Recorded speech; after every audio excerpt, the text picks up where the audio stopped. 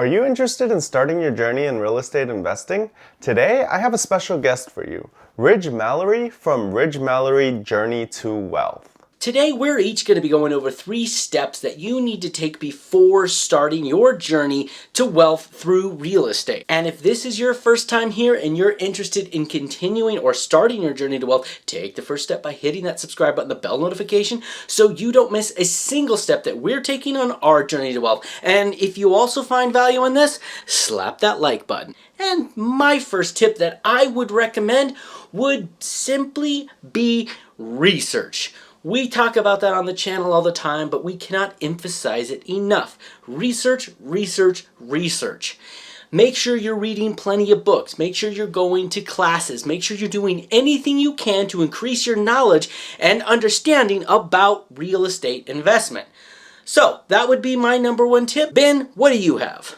That's a great tip to start off with, Ridge. It's really important to learn as much as you can before jumping into real estate. This is probably a cliche, but I would really like to recommend a book called Rich Dad Poor Dad by Robert Kiyosaki. It's probably one of the most popular financial books out there, and for good reason. It's a great book, it's an interesting read, and it will help you tremendously on your journey to wealth. It completely redefines the way that you look at money. So definitely check that book out.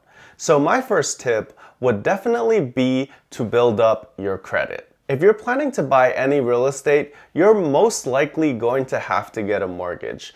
Well, unless you just have bags and bags of cash lying around somewhere and you show up to the closing table with a briefcase full of cash. But in most cases, people will need to borrow money from the bank to purchase real estate. So it's really important that you have good credit. If you have good credit, you have access to different types of loans from the bank. You can even get lower rates from the bank. That way it decreases the amount that you have to pay to the bank every single month. So definitely increase your credit score as much as possible before looking to buy a property. Now, is it possible to buy property with bad credit? No, it's not impossible, but it's just a lot harder. You might not be able to get a loan from a bank, so you might have to resort to people called hard money lenders.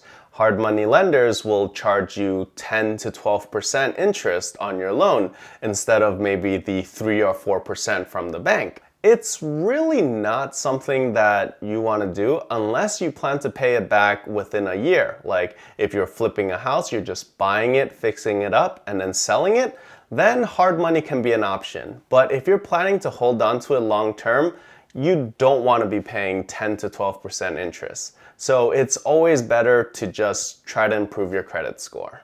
And that is an excellent point. Also incredibly important.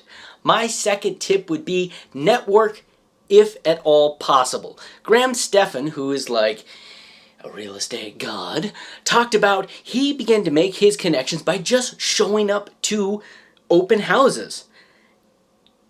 That's a great way to make connections. You literally just follow the signs. You go to real estate websites, you find out where there's open houses, and you just pass your card around that you're interested in real estate investing. That is a fantastic way to make connections. Another one would be the obvious one, though they're not a sponsor, Bigger Pockets. They set up meetings all over. Here I am in Flathead Valley, Montana, and I actually found out people were setting up meetings in a teeny little town. There's Facebook groups of real estate investors. Make sure you're trying to plug into them. Let me tell you this for sure though. They won't come to you. You have to make an effort, just like any form of relationship that's going to be a good relationship, you have to reach out first and make an effort to be a part of it. So don't be sitting there just thinking, I didn't know about these websites and all of that stuff. Shut up. Start researching and looking and getting connected. And with that, what else do you have, Ben? Wow, Ridge, you're making it tough for me here. You're literally reading my mind and stealing my tips right now.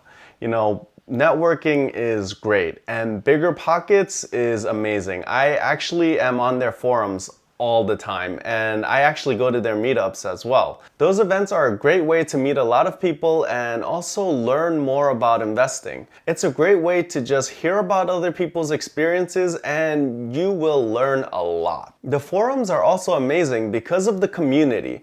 Everybody there is so helpful. If you have any specific questions, you could just post it on the forum and you're gonna get tons of answers from other investors all around America. It is a great platform, and if you don't have an account, I would definitely recommend that you sign up for one. So my second tip is to know your market. Knowing your market is key. You need to get to a point where you can walk into a property and know exactly how much you can rent it for and how much it's worth. That way you can get a good deal. You need to understand your market like the back of your hand. You need to know, oh, this block is a great opportunity. That block, that block, it's always hard to rent there. People don't want to walk down that street. So getting to know your market, what should you do? It's really easy, like Ridge recommended before. Open houses. You can go to an open house for a rental. Oh, this one is a 2-bedroom, 1-bath. It's renting for $2,200. Oh, this apartment is newly renovated. It's also 2-bedroom, 1-bath.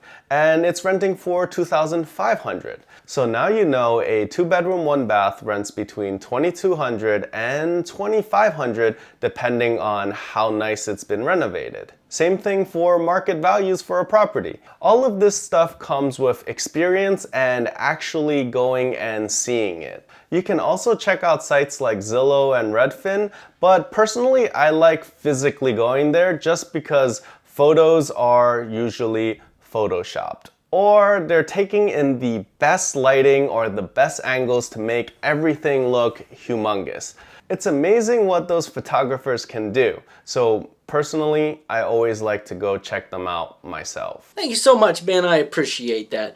And my last one is simply going to be boring, but here it goes. You have to be ready for it. Financially, mentally, ready for it. If you have a lot of debt, I'm sorry, you shouldn't be thinking about real estate investing. You need to be financially ready to go buy another home to invest into it. You can't have a ton of credit card debt or a huge amount of student loans or medical bills. You should be working and putting all your time, effort, and money into paying that down. More videos about that coming in the future, and specific ones link in the description or wait till the end screen. But I want to encourage you to not do something stupid. Don't run yourself bankrupt. I mean, it's not Monopoly. You can't just take out debt until you go bankrupt. Well, actually you can do that in real life. But you shouldn't. Make sure you're financially ready. Make sure that you are very financially stable before taking the steps into real estate investing. That's part of the reason why I haven't gone out and bought another home yet. You saw me looking at them, but just looking at my current financial state, I'm not quite ready to do that. So I'm being as wise as I can about approaching this before I buy my first rental. I would recommend the same for any of you thinking about real estate investing.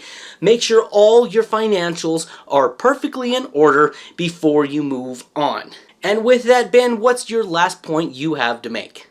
Oh man, Ridge, I only have one more? Alright, I'm gonna cheat a little here. I'm gonna kinda throw two in all at once. So, you wanna be humble and you also wanna be consistent. The reason you wanna stay humble is because you will always have something new to learn. Real estate has been around for centuries. You're always going to meet people who have more experience than you, experience different things than you, know different things than you. They might have a strategy or a way of looking at something that you haven't even thought about. So it's your job to learn and then implement it into your own investing. Part 2 of this tip is to stay consistent. Now I understand there is a lot to learn when it comes to real estate, and if you haven't looked into it at all, it's a really daunting task because it has a higher barrier to entry. Sometimes it might take months or years before you can buy your first investment property. So you need to be consistent, keep learning, keep saving, and build your own legacy. So those are our 3 tips for things that you need to know before investing in real estate. I'd like to thank Ridge for doing this collab with me. If you want to see more videos about creating wealth and personal finance, make sure to check out his channel. I'll post his link in the description down below. Any last remarks, Ridge? There are so many different ways that we can pursue wealth. Real estate, stocks, YouTube, so many different ways. Every avenue is going to be different. And it's awesome to see that there's so many people that are out there helping each and every one of us achieve that goal.